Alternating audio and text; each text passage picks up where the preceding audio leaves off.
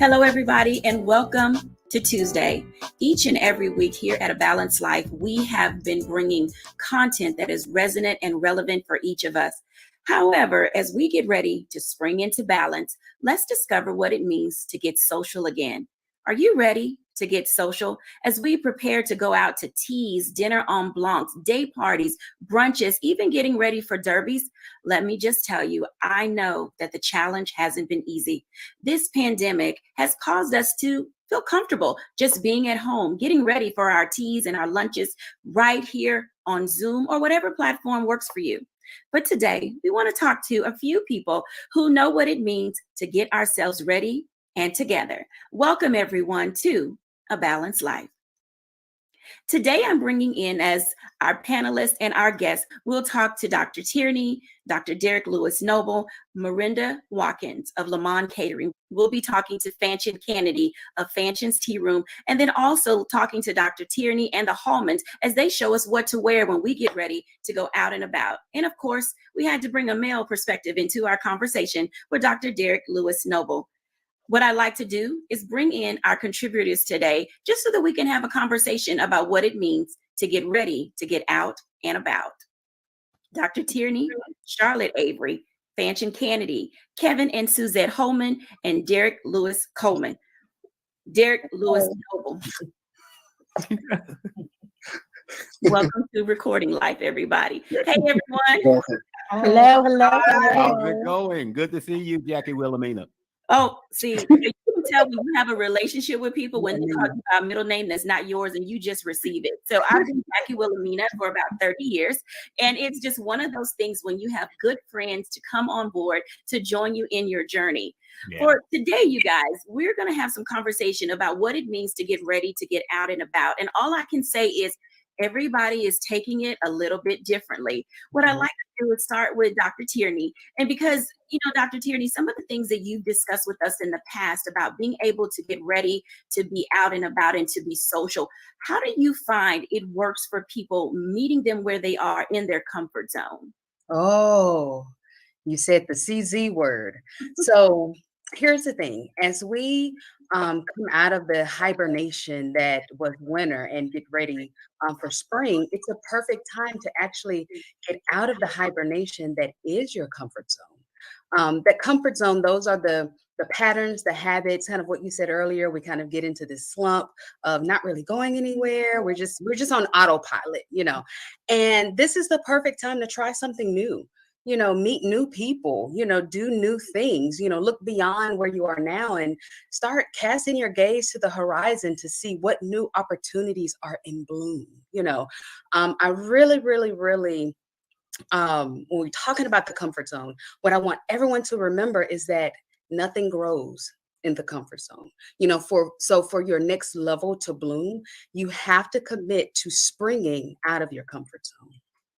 Springing out of your comfort zone definitely looks different for a variety of people. Now, for Charlotte Avery, who is a mom, she's raising 7 kids, she has a husband.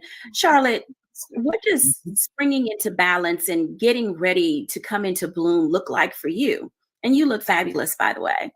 Thank you so much, as does everyone, by the way. So, for me, because we've been in winter and things like that, I am a sneakers, sweats kind of girl. And so now, with spring coming and everything, it's really about, not wearing sweats, not wearing sneakers, but really getting out with the kids and getting into the dirt of things, because my family, we really like to be out in the yard and playing and at the parks and all kinds of things. So just even navigating what it's going to be like being out with all 9 of us, at a park where other people are going to be, and just really doing some really fun things. And one thing that I like to do with my family is I bring everybody together and we do a bucket list. So, I'm excited about doing the bucket list for spring, and I'm excited about doing our bucket list for summer, so we can really navigate all the things that we really, really want to do. Sounds exciting and inviting. I know that when you're working with your family and you're moving out and about, some people are inside consistently. They're working. They've had no break. And this pandemic really has gotten us into this space of thinking that it's okay to be online all the time. Whereas it's a good place to start. It's not the place where we want to end up as we begin to grow and move out into this season. I wanted to bring in Derek Lewis Noble before we get into talking to our guests to just share with us, Derek, if you will. You work with leaders all the time. Yeah. And your male perspective really does matter in this space, because oftentimes men kind of just, so I'm not going to be stereotypical. I'm not going to say men just kind of sit around, play Steve Madden, this, that, and the other. But guys like to get out and about. There are men who are well-traveled, who have plenty of passport stamps in their book. What does it mean for men to find the space and time to cut loose and get away? It's difficult for men on several different levels. For me, it's difficult because, believe it or not, and I know you know this about me, but I am very much an introvert. So when the pandemic hit, I was super comfortable. I'm like, yay, I don't have to go anywhere. That's cool. that worked for me. But many guys like to be out. I don't know if it's necessarily doing things like teas, but definitely getting out for sporting events, things of that nature. So for some people, it's been very difficult. For some people, you have to force yourself to be a bit more outgoing. I know for me, I love live music, but I also like being inside with my quiet time. So I have literally forced myself to be around people who will not allow me to get comfortable being inside all the time. So I always tell leaders, find those things that you're passionate about, find those things that you like to do, and find your tribe with whom you feel comfortable doing those things, and find people who will not allow you to be stagnant. There are a lot of different moving parts to this thing. All righty, folks. So there you have it. Just a little bit of what we're going to talk about today, and the value and importance of being able to find your space, to get out of your comfort zone and allow yourself to just kind of spread your wings. I know that if you're like me, you have a couple of events already on your calendar. Now, I have at least 5 teas, 5 events that I am so looking forward to today. And when we come back after the break, I want to talk to Fanchon Kennedy. She's a tea whisperer, everybody. We'll be back in a moment on A Balanced Life right after the break.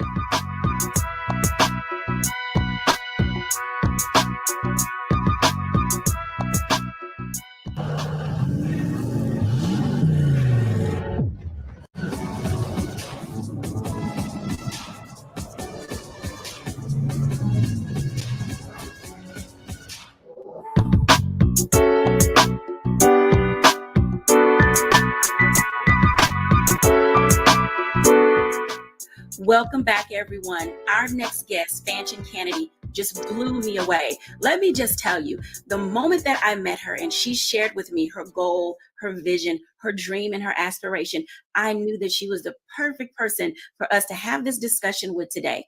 Tea has a very important way in which it allows us to calm ourselves down, settle into our space. Now, I know there are a lot of coffee drinkers out there, and we'll have a segment for you too. But today we're talking about teas and getting ready to just spring into what all there is for us to do. Everybody, welcome Fanchon Kennedy, Fanchon's Tea Room. Hi, thanks for having me. Hello, how are you, gorgeous? Good to see you. Good to see you as well.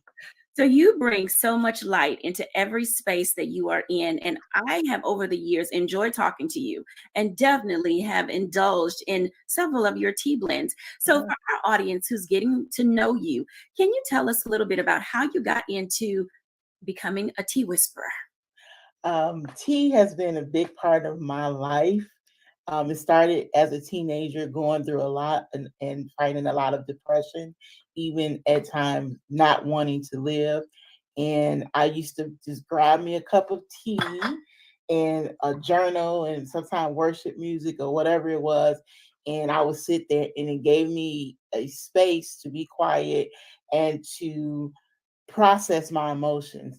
And I was introduced to loose leaf tea and all the ways you could blend up tea at 17 years old, when I walked into my first tea room and realized that tea was more than just the tea bags we receive that we buy from the store. And I remember just standing there in that space and said, I'm going to own my own tea line one day. And the purpose of Fanchon K's Tea Time is to help uplift people, inspire people. I want people, we say it's a cup of tea a day takes the stress away. I want to encourage people to take 15 minutes of a day of stillness, sip your tea, have tea time, and reflect, think, whatever, and you'll be surprised how that relieves stress, helps you process your emotions, and just makes you, it refreshes you for what's to come and what's next. So that's why I'm in the tea business. Now, I love that you said that, because it gives me a little bit more of an insight about what you said, that tea is calming, and it allowed you to come out of that space of depression and not feeling up to your Fanchon self. Mm-hmm. Now, when you talk about blending teas and loose teas, now we've all been accustomed to just getting a little tea bag and throwing it in some hot water, but you literally blend loose tea. Can you tell us a little bit about your process, and then maybe what's one of your favorite blends, what's in it, and what does it do for us when we consume it? Okay. Well, first of all, my favorite blend is whatever, my newest blend is. I blend my tea according to what I'm feeling. And if you go to my website, you see my tea's name: confidence, balance. So based on what I feel like it brings to your life in that moment. And I encourage people to drink loose leaf tea. One, because a lot of times the tea that we receive in stores, it has been so mass produced and broken down to so many of the nutrients and the antioxidants that's in the tea is gone by the time it gets to the cup. And a lot of those teas are flavored down. And when you get loose leaf tea, you're really able to get, not only does it just calm you, but you're also able to get the nutrients that's in the tea, because loose leaf tea hasn't went through that process of just being broken down into just really tea dust is what you get a lot in the stores. And so I blend tea. For example, when the pandemic started, one of the first things I did is blend together a tea that boosts your immunity system. And that's what's great about tea. You can start with tea, you could do herbs, you could do so much. It's like hundreds and thousands of herbs, and maybe not hundreds of thousands, but it's like so hundreds of herbs and spices and ways to blend up tea. And if you do your study, and as I do my studies, and I learned from other tea masters, I was able to blend up the perfect immunity tea to help boost your immunity system. And so that's what's great about loose leaf tea, and that's what's different about it. And also, you can, if you like I have a peppermint. I've been into peppermint tea lately, and it's been helping me a lot with some other things that I have going on. I didn't realize the benefits of peppermint. So then I take the peppermint and I put it with a flavor. Maybe like I make an orange peppermint tea. I love orange tea. So I put some peppermint and blend that together. So you could do all types of mixes and blends. And I do custom blends for people all the time. And I think I'm gonna stop because I could just go on and on about tea. Oh no, I love that you're going on and on about tea, because you made a special blend for me. It's called a balance tea. And let me tell you, what I want to say that it was the mango passion tea. Okay, I have the balance tea is the pineapple black tea. That's exactly, it's the pineapple black tea together. And let me tell you, it does balance. You literally, when you're drinking that tea and it's steeped just right and the temperature is prepared for you, you drink it. You don't need honey, agave, sugar. You need nothing. It is the perfect tea. And so, Fanchon, one of the things you said you studied about tea, I don't want people to think that you're just out there picking herbs and spices and in your garage or out there in the backyard, orange rinds. What was your study process for getting ready for tea? Because you mentioned black tea, and there's green tea, and there's oolong tea, and you have them all listed. I mean, you are truly a master tea blender. Well, God blessed me that one of the top tea masters is right here in Dallas, and he agreed to mentor me. And so it started with him, and he began to mentor me. I would go and sit with him, and he has his own tea room here, and I would sit with him, and he would teach me about blends. And then he also had classes that I took to be certified. Then what I think the greatest lesson of tea, my greatest moment or realizing what tea really was and really grasping tea and blending tea is when he took me to a tea farm, and it was for a whole weekend. And I think we visited like 3 tea farms, and I was able to sit with other tea enthusiasts who are into this and learn, and to actually pick tea and go through the entire process of making. I think we made white tea and green tea, and black tea. I think those are the 3 teas we made. So to actually go through the process of knowing what a tea leaf looked like, to walk through the fields and to learn to pick them, to go through the whole process. It's a crazy process. It's very picky. You have to be very picky, very into the details, the temperature, everything, and just walk through that process, and to understand that putting tea together is a science. I should have paid more attention in school. Who knew that you would go back to all of those science and chemistry lessons as you began to do this tea process? I want to thank you. And I know we're going to come back to you and bring you into our full conversation, but you have really illuminated for us the value of tea and the benefits of it. I have one final question for you. When you are planning for other individuals, and I know that you package tea, you ship tea, and you send tea. I've watched some of your events that you do. What are some of the perfect pairings for when you're online? What people are doing so many things with charcuterie boards, and they're having sandwich teas, and they're going to different events. Now I'm guilty. I will bring my little Fanchon tea pack with me when I go to the restaurant. That's just me. But what are some of the teas that you see people like to have that sort of go with everything as they're planning their events? Normally I do a tea bar for people. Like I have an event coming up, let's say in Detroit. I'm not going to be there. So with the lady, she's like, okay, what teas do we want? So we'll usually give them 3 different teas. And I usually always pick one tea, which is our confidence tea. It's the oolong tea. It's smooth. It's gentle. Everybody's not into black teas or even green teas, because green teas can kind of be bitter at times. So I always pick a tea that I know in general everybody's going to like, even people who are not. And then you pick a tea that has flavor. Like my passion, our confidence tea is a passion fruit oolong tea. So it's fruity, it's sweet, and most people that are not avid tea drinkers, they're going for that sweetness. And so we'll pick it. I had an event in Atlanta, so I did a peach tea. You know, we was in Atlanta, right? So you just kind of think about the crowd. I kind of think about the crowd, who's going to be there, and then what is it going to be about? I'll bring my balanced tea to a wellness event for women, because it has maca powder in it, and that maca powder helps to balance your hormones. So it just depends on the event and what's happening. Peppermint tea is a great tea, believe it or not, for when it's hot outside. You want to do a hot tea. Who wants to have hot tea, you know, when it's hot out? Well, peppermint tea, you can enjoy the tea, but it also like refreshes you. It doesn't make you feel hot and sweaty, you know. So it depends on the event. So that's well, thank you. Yeah, I think that's important that we know. I want to bring in Charlotte and Dr. Tierney, because I know that they are tea drinkers, and I would love to hear from them. What tea flavors do you ladies enjoy? I love pineapple tea. And actually, just the other day, I was juicing a pineapple, and then I took the rind and I boiled it, and oh my gosh, it was so amazing. So I think that's kind of like my new favorite one. I do love peppermint tea, and I love chamomile tea also, because chamomile tea is really good for my nerves when people are getting on my nerves. That's very good.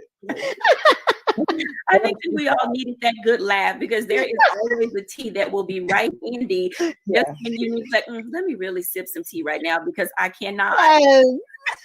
Yeah, exactly. Oh, Dr. Tierney. So here's the thing. So I came prepared because someone said tea. So I said, let me get my good teacup out. But in listening to Fanchon, I'm like, oh, I need to step my tea game up. My tea game is limited to the Publix tea aisle, and it is not going to do it. Oh no.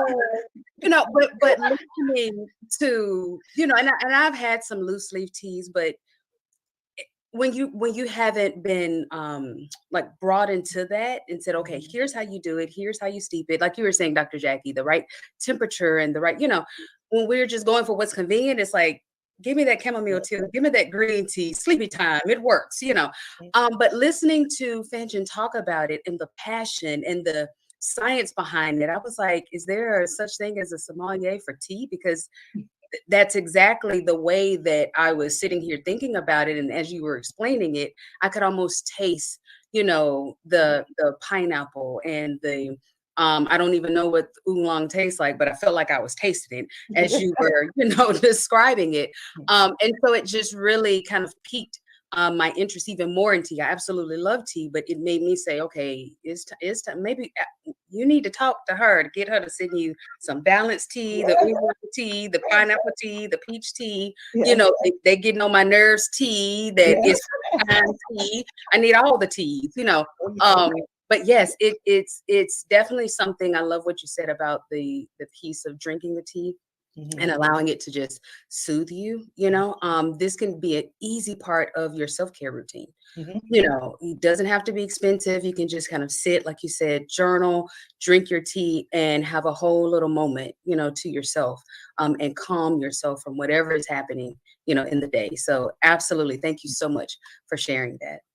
Thank you. Wow. Thank When you. you have your moment, I think that's where we find ourselves today, as you know, we're preparing to get out and about and making decisions about how our levelness readiness looks. Are we really ready to get out and about? Do we feel like being social?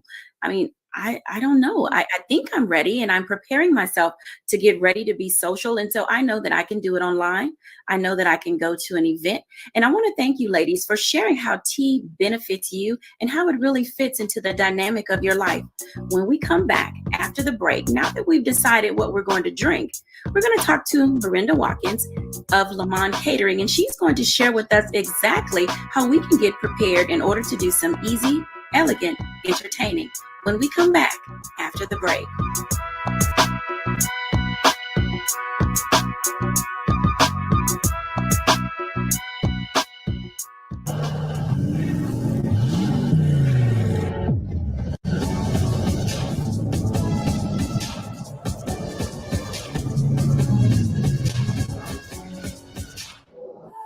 I'm Deborah Owens, America's Wealth Coach, and my new show, Get Wealthy, focuses on the things that your financial advisor and bank isn't telling you, but you absolutely need to know. So watch Get Wealthy on the Black Star Network.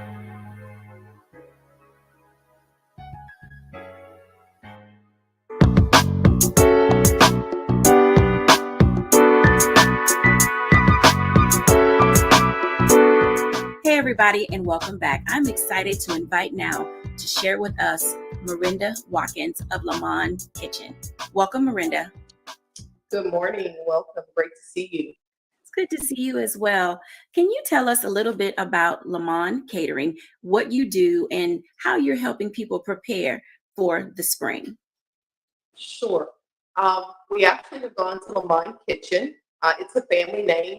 The original company started in 1959 with Reginald's grandmother. And we have restarted the company. We've been in business for almost 22 years now. And we do really, really large catering events. But we've also created an at-home line to help people entertain in their homes. And that's a little of what I'm going to show you today. I know you mentioned earlier that you have several events coming up. Everyone's social calendar may not be quite as full, but that doesn't mean that you can't entertain with your own family or with your friends or your girlfriends. And I want to show you a couple of quick tips of how to entertain with ease and elegance, and also make sure you get to enjoy the event as well. Sounds wonderful. Let's get into it. Sure. So there are lots of ways as we come out of this pandemic to get social again, and it really depends on how comfortable you are.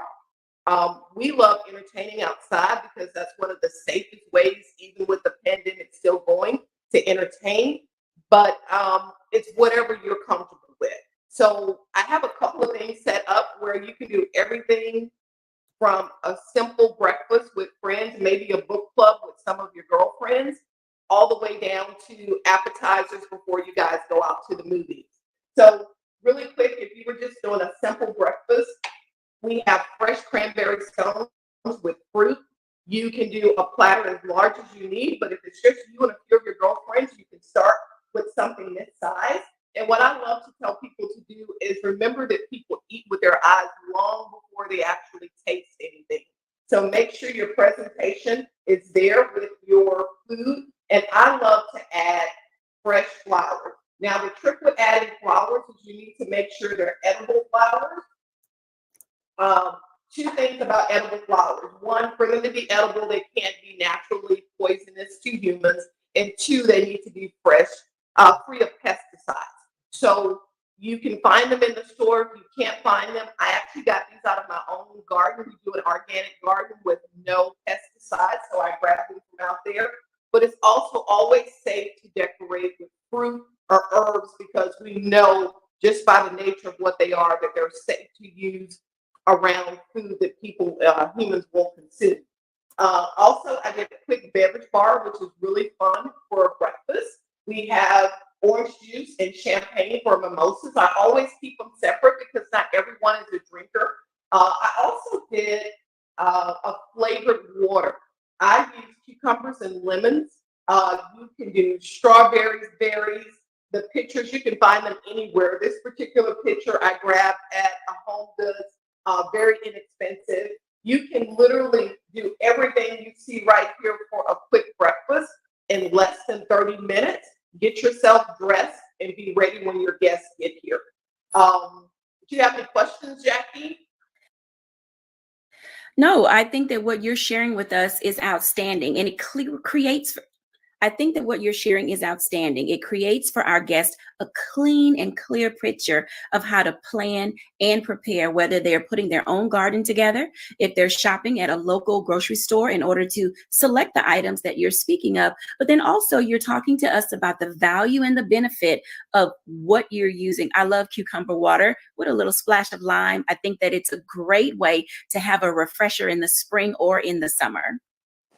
It is. It definitely is. And the point that I want to really emphasize about easy, elegant entertaining is it shouldn't stress you out. Don't put anything on the menu that requires you preparing it 5 minutes before the guests walk in the door. I always like to pick out things that I can do the day before, do in the morning, and that hour before my guest arrives. The only thing I may need to do is pull the orange juice or the champagne out of the refrigerator. I don't want to be frazzled, and I don't want to be so exhausted from preparing that I don't actually have a chance to enjoy what it is that we're about to do, whether it's a book club, whether we're just sitting out on the patio and catching up because we spent so much time apart. You'll also see that I did a really, really quick arrangement. Like literally anyone can do this. If you're planning on entertaining later in the day, especially if people are just coming over to hang out, another great dish that you can do very quickly is hummus. This is a roasted red pepper hummus with some pita chips and fresh cucumbers. It's very easy to prepare. And again, adjust your serving size by the number of people who are coming over. And you can still use your flavored water to add with that. Thank you so much for sharing with us today. You have given us some outstanding tips and tools that we can take with us into this spring season as we prepare ourselves to get ready. Everybody, when we come back after the break, we will hear from Suzette and Kevin Holman as we prepare ourselves to get ready for spring.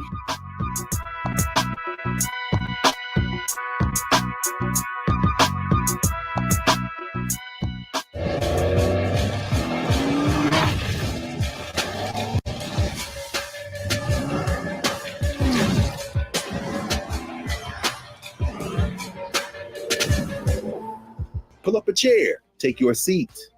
The Black Tape with me, Dr. Greg Carr, here on the Black Star Network.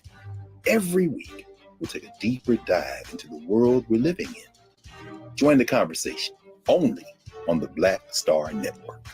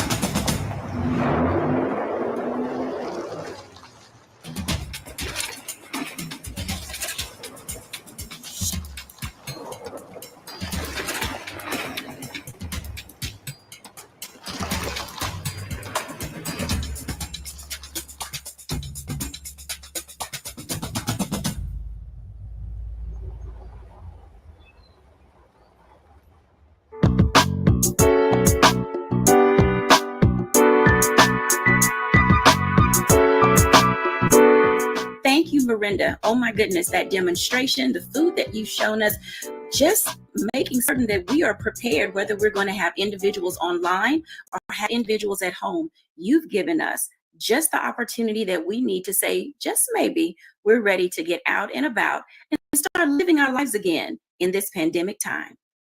When we come back, we're going to talk about now, what do you wear What do you wear? Oh my goodness. Sometimes maybe let's see, which one do we do first? Do we decide whether or not we have an outfit and say, this outfit will look good in an event?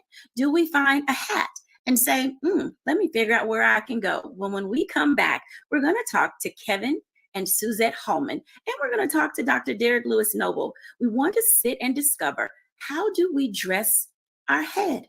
What does that look like? Everybody, Kevin and Susan Hallman. Hey, hello. guys. How you doing? I am so good. It is really nice to see you all again. How are things going? Oh, well, it's good. We had an event yesterday, and we came in very late in the morning. Yeah. Yes, and then we were in Florida 2 weeks ago for another event. So we have been out and about, as you have mentioned, that everyone is ready to go out and travel. I'm excited for people. Yes. Now, let me ask you this. When you're at your events and you're showing your hats, and, I'm going to ask you this again because I love hearing the process about you guys making hats and collaborating together. And I know a couple of weeks ago, people saw you as a couple talking about how you do business together. Now, when it comes to design and creativity, who does what? Oh, both of us work together as a team, but we both have our different sections of what we do. Kevin would do the blocking and the wiring, and I would do the sewing and the dyeing. So he has his department, which is the men's, and I will have the women's department, which is mine. So we're going to talk to Kevin for a few minutes then. So Kevin, when you're talking about looking at hats for men, how do you decide what shape of hat is best for a man? What is your process for fitting a gentleman for a hat and saying this is the one they should secure? Well, when I talk to my particular men client and try to find out what they really want to wear, I have to get a good feel of their personality.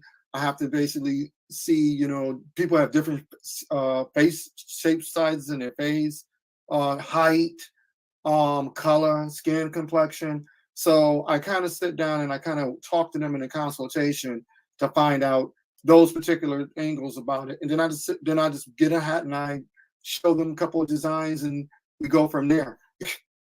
I think that's intriguing for me because we see guys all the time. And I think the first thing a woman will say, wow, that hat looks really good on him, or that's a very well-dressed man.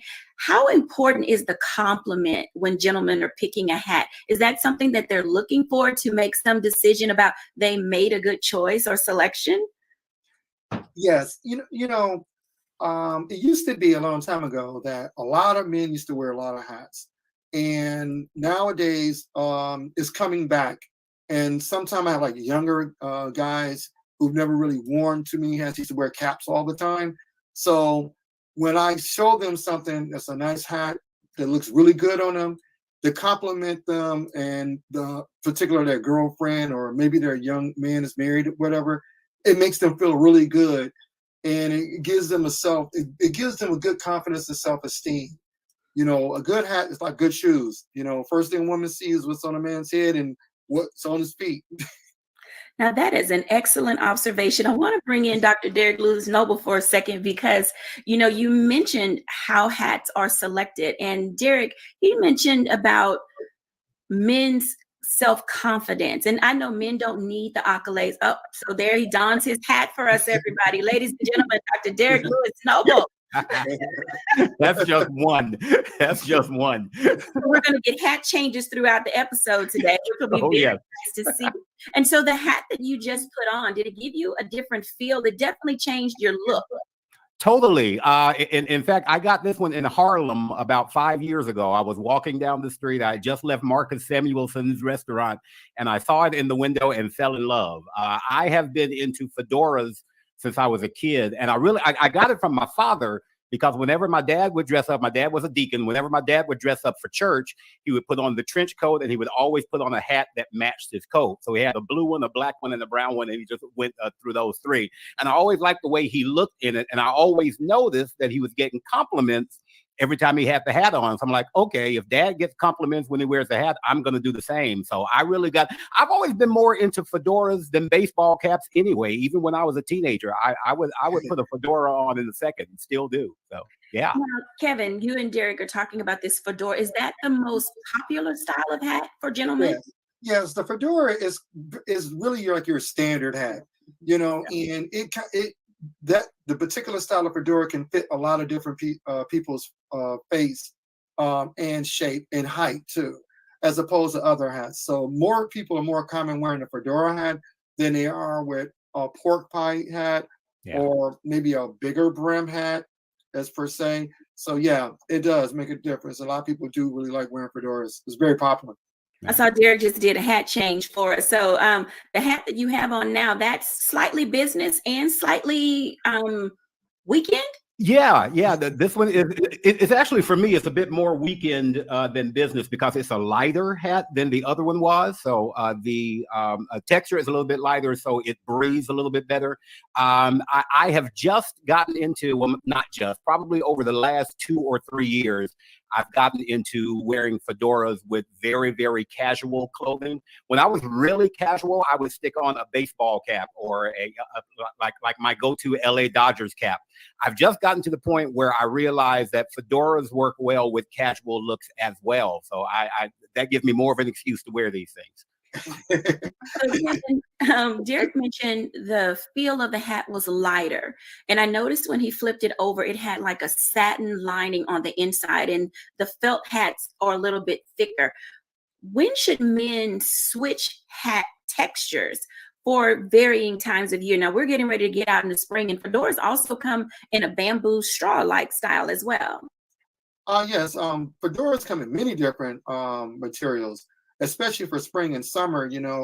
You can go with more of your Panama straws, your Shangtung straws. Even some of what I'm wearing is considered to be a multi-braided straw.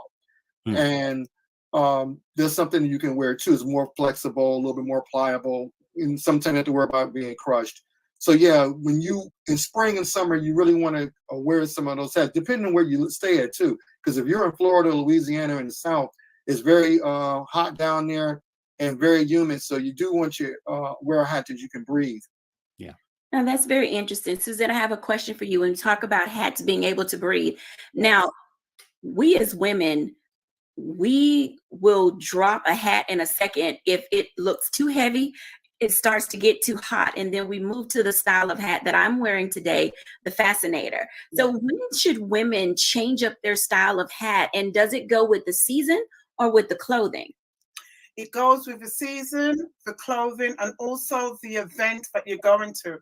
I noticed on the show, the type of material that the women on the show are now wearing. The one that looked... Charlotte and Dr. Tierney. Yes. Come on in. Let's see what you're wearing. Yes. One is called a sisal, which is very light and very breathable.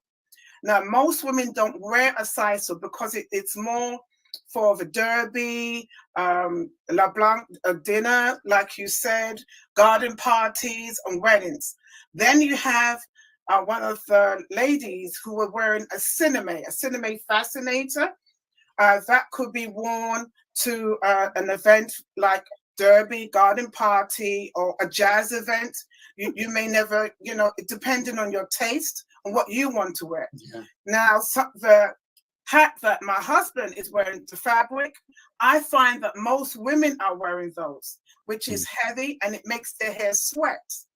So it's best to have a lighter straw in the spring, and there's different type of straw which can look meshy, which is light, and then there's the sisal, which is light. Then there's the Panama, but not very many women wear Panamas.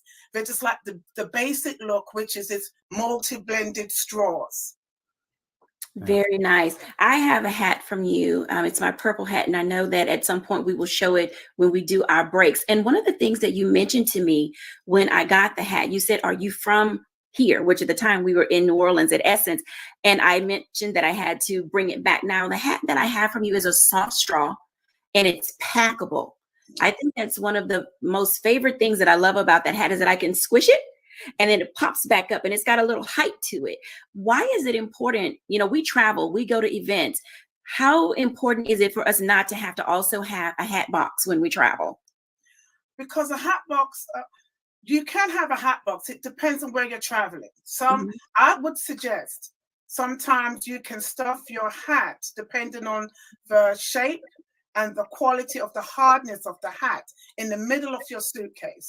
You can stuff it, then put your clothes around it, then put a cardboard on top and a cardboard down the bottom.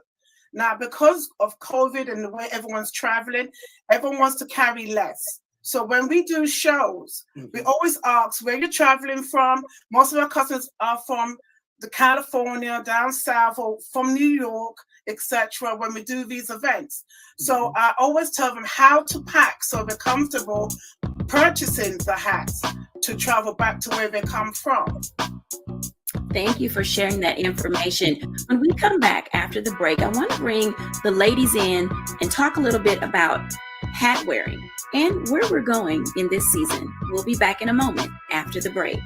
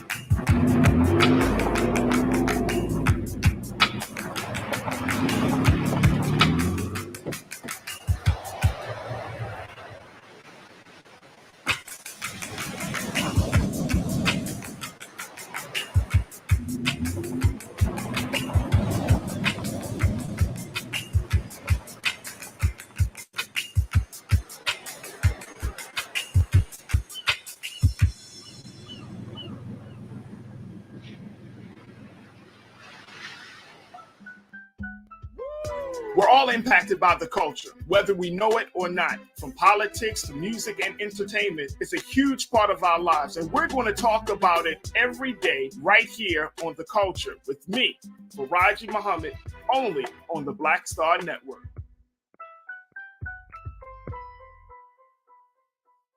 It's time to be smart.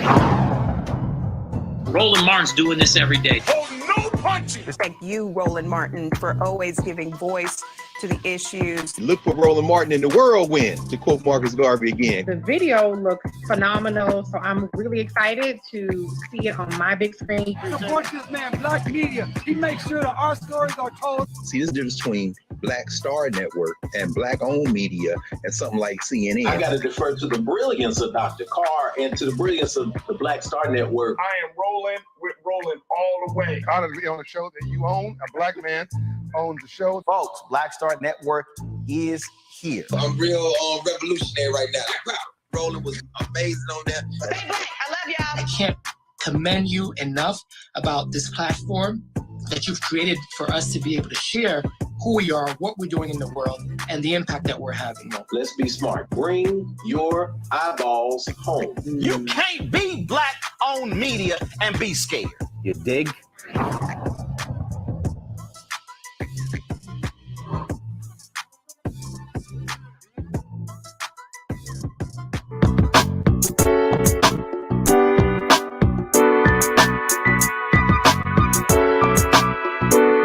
Welcome back, everyone, to A Balanced Life. Let's bring in Fanchon, Dr. Tierney, Charlotte Avery, and the Holmans for just a moment. I want to talk for a moment, ladies, about this hat wearing thing, because you guys are fancy today. And, you know, a lot of ladies now are in that space where we put on hats, not a ball cap, but we like to look fashionable because we've been in this pandemic now for almost 3 years and we weren't getting out and about, but we love to throw on a very nice hat and a nice, cute outfit. So, Charlotte, what kind of hats are you wearing as you get out and about this spring? So the hat that I'm wearing right now is actually one of my most favorite hats. I have a really small head. And so this is like one of the first hats that I ever bought that like fit my head practically perfectly. And, you know, I like to like tilt my hat to the side, but also I like the broad rim hats, also the sun hats. I love floppy hats too. Those are my go-to hats when I'm at the beach or going to the swimming pool. I have one that says "Do Not Disturb." But one thing that I love about those hats is I can roll them up and just put them in my suitcase, and I can just know that when I unroll it and unpack my things, it's still gonna look amazing and make me feel amazing too. Yeah, wonderful. So, Fanchon, when you're doing events, you dress the part, or do Yes. you just bring your tea set? No, I dress the part. I everything goes with the event, the tea, everything. And this is one of the hats. I love hats that, like, the big hats look great on me. Sometimes small hats. My head is big. Hers is small. The ladies put hers is small. Mine is big. So a lot of times it's hard to find hats that fit my head. But most of the time I find that the big hats like this look really nice on me. And I really love the straw hats. I'm not a fashion person, y'all. So I don't know I think that's the straw hat. But I love that because to me they're flexible. So I always look the part wherever I'm going. I think about it. Today this is what I will wear to maybe a tea. Somebody inviting me to bring my tea bar to their tea. I will wear something like this to the tea, and always a hat or a fascinator. I have a white fascinator that I really love, and this is like one of my favorite hats too, because it's really hard for me to find hats that really look nice on my head. Well, the hat looks really good on you. Dr. Tierney, what are you wearing as you step out and about this spring? Oh, goodness. So as we're talking about hats, my mom and I, when I was younger, we would have this thing where we would go into Macy's department store, and they had the hat section with all of the what I call the church lady hats. And so my mom would just pick up the biggest, floppiest, the little bitty hats, and she was just like, "Put that on your head, put that on your head." And what we quickly discovered was that I had a hat face. And so I didn't, really get it at the time, but now it's one of my things that I love to go to. So I'll wear a dainty little fascinator. I will put on a fedora. I have cowboy hats. I have the straw hats. And it's just like what we were just saying, that it just depends on where I'm going, what I feel like. If I'm feeling sassy, today I was summoning the Kentucky Derby. So I was feeling really dainty, very ladylike. And so I put on my fascinator, and so it just depends on where I'm going, how sassy or fancy or dainty or demure, I'm feeling, and I will pull out any number of hats, or even a baseball cap. I will throw on a baseball cap in a hot second too, so this season you might catch me in a cowboy hat, you might catch me in a fascinator, or you might catch me in a fedora. Yeah, all of them. I'm wearing all of them. Sounds wonderful. I love everything that we have heard today. And as you can tell on this episode of Living a Balanced Life, we're in that space where we're ready to get out and about. I want to thank our guests for being with us today and giving us an opportunity to really learn not only what we need to do to prepare ourselves for getting out and about, but what we will eat, who we will go around, what we will wear, and just a little bit about what we shall drink. I mean, honestly, it's tea season, at least for me. And so I hope that you have enjoyed today's episode of A Balanced Life. And as you begin to spring into this season, that you'll begin to bloom and to blossom and allow yourself to really shine.